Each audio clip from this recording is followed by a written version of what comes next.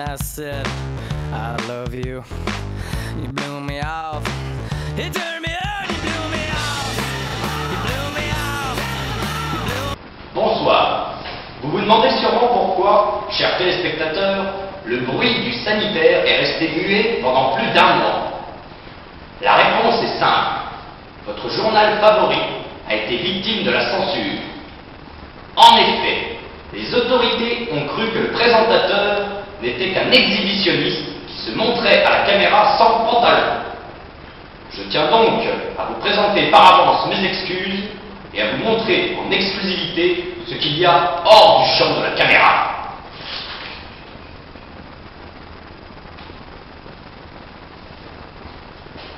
Maintenant que la vérité est rétablie, je n'aurai qu'un seul mot. Daddy's home.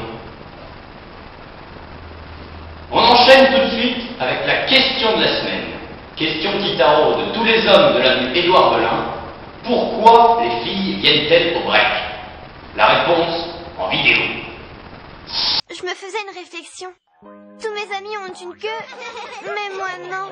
Moi non plus, je n'ai pas de queue. Oh, ça veut dire que je ne suis pas ton ami. Oh non, Winnie. Tous mes amis, excepté toi, ont une queue. Tu n'as jamais souhaité en avoir une?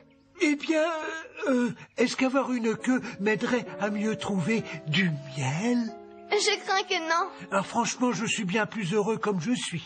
Je sais ce que je ferais si j'avais une queue. Si j'avais une queue, elle me ferait bondir, frétiller, envoyer un ballon jusqu'au ciel.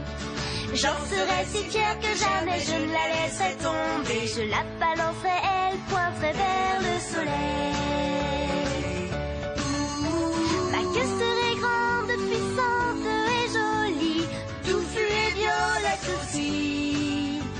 Et tout le monde dirait qu'elle n'a pas son pareil si j'avais une queue comme mes amis.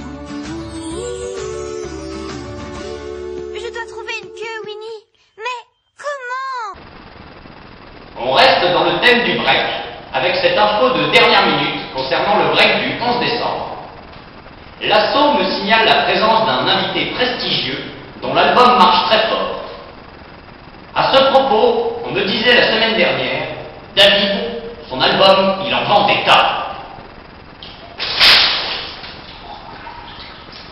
Allez, on envoie le reportage de la semaine.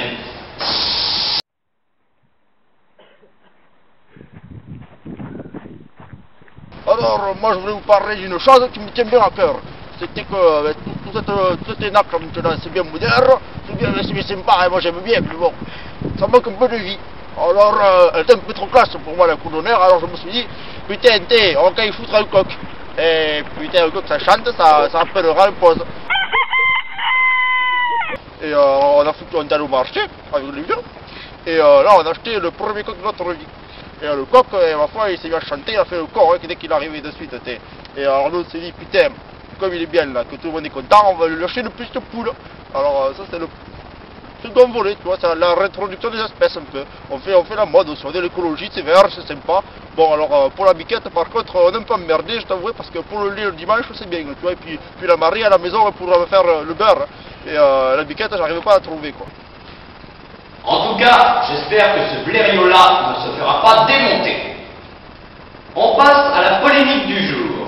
En marge du premier vol de l'A380 d'Air France, l'équipe du BDSA a rencontré un illustre membre du bureau enquête-analyse. J'ai nommé Monsieur Simon.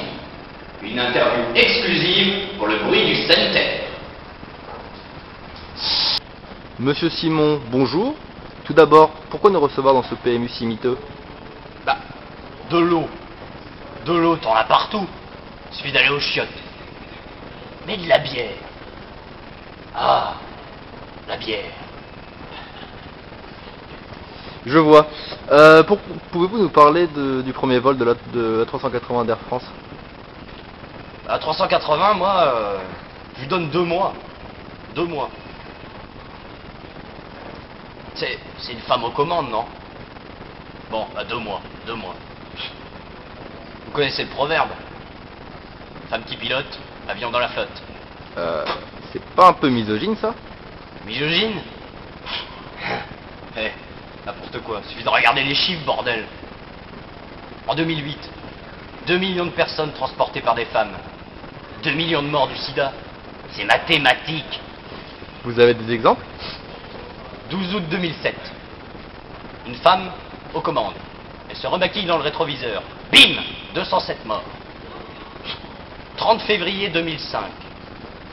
Une femme qui rédigeait sa liste de courses oublie de changer de cap. Et paf! 186 morts. Alors moi je veux bien. C'est la crise. On met des femmes pilotes, elles font hôtesse pendant le vol. Mais merde, c'est pour une raison. Mettons les gens compétents là où il faut.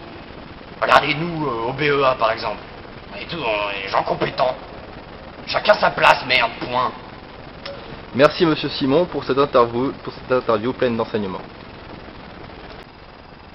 Sur ce, messieurs, si vous voulez éviter le courroux de madame, je n'aurai qu'un conseil. N'oubliez pas la bombe.